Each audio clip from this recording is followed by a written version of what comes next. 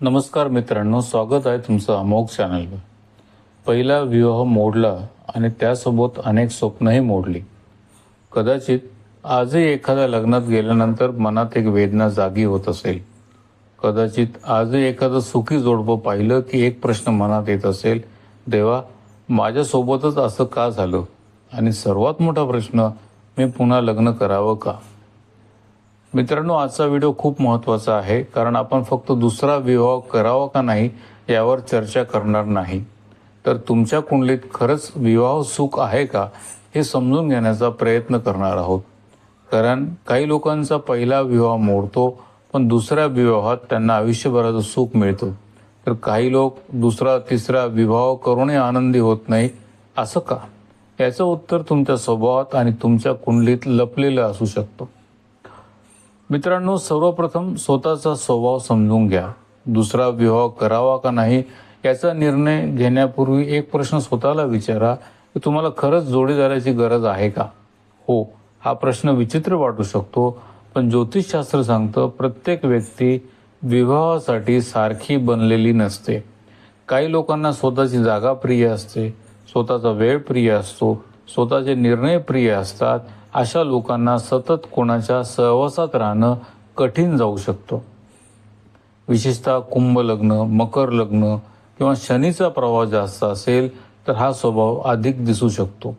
पण दुसरीकडे काही लोक असे आहेत ज्यांना आयुष्यात कोणीतरी हवं असतं, ज्यांच्यासोबत ते आनंद शेअर करतील, दुःख शेअर करतील, यश साजरं करतील.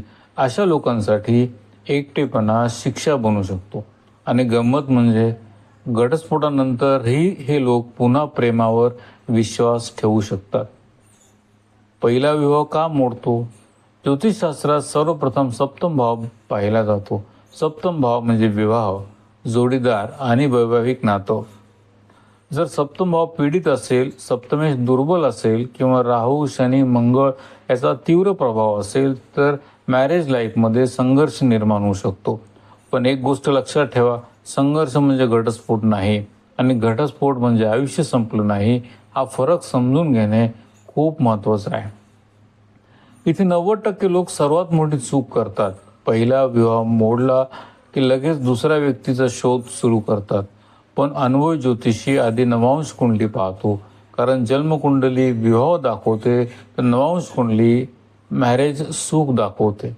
तुमचा जोडीदार कसा असेल हे जन्मकुंडली सांगते, तर तुम्ही त्यात नात्यात आनंदी राहाल की नाही हे नवांश सांगतं. आणि इथेच लोक खूप चूक करतात.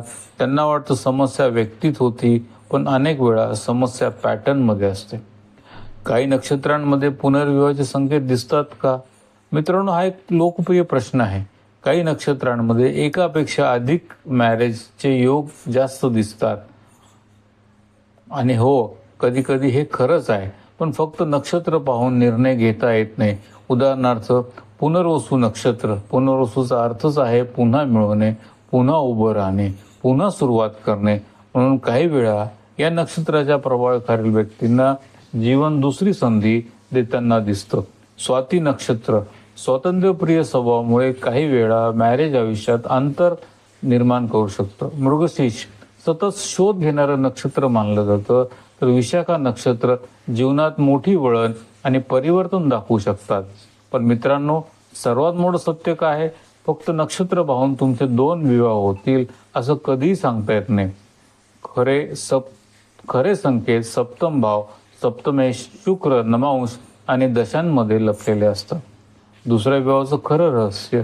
आता सर्वात महत्त्वाचा भाग, जर जन्मकुंडलीचा लग्नेश नवांशात पीडित असेल, जर शुक्र 2 किंवा अधिक पापग्रहांच्या प्रभावाखाली असेल आणि सप्तमेश नवांशामध्ये दुर्बल झाला असेल, तर व्यक्तीला वारंवार समान वैवाहिक अनुभव येऊ शकतात. म्हणजे काय? म्हणजे व्यक्ती बदलते पण कथा बदलत नाही. जोडीदार बदलतो पण संघर्ष बदलत नाही, कारण समस्या व्यक्तीत नसते तर विवाहाच्या पॅटर्नमध्ये असते. पण आशा आहे का? हो, नक्कीच आहे. आणि हीच या व्हिडिओची सर्वात सुंदर गोष्ट आहे. अनेक पत्रिकांमध्ये एक विलक्षण गोष्ट दिसते. पहिला विवाह संघर्षमय असतो आणि त्यानंतर खरे वैवाहिक सुख सुरू होते. जणू नियती पहिल्या अध्यायातून काहीतरी शिकवत असते आणि मग योग्य व्यक्ती आयुष्यात येते. आणि म्हणूनच पहिला विवाह मोडला म्हणून स्वतःला दोष देऊ नका. तुम्ही अपयशी नाहीत, तुमचं आयुष्य संपलेलं नाही. शेवटचे सत्य मित्रांनो, कधी कधी आपण एखाद्या व्यक्तीला विसरू शकत नाही, कारण आपल्याला ती व्यक्ती हवी असते म्हणून नाही, तर त्या व्यक्तीसोबत पाहिलेलं भविष्य विसरता येत नाही म्हणून. पण लक्षात ठेवा, भविष्य एका व्यक्तीवर अवलंबून नसते. एक तुटलेलं नातं संपूर्ण आयुष्याचा निकाल नसतो. आजचा खरा प्रश्न हा नाही आहे दुसरा विवाह करावा का नाही. आजचा खरा प्रश्न आहे, माझ्या कुंडलीत आणि माझ्या स्वभावात विवाह सुख स्वीकारण्याची तयारी आहे का. आणि जर उत्तर होय असेल तर भूतकाळाला निरोप द्या, आणि जर उत्तर नाही असेल तर आधी स्वतःला समजून घ्या.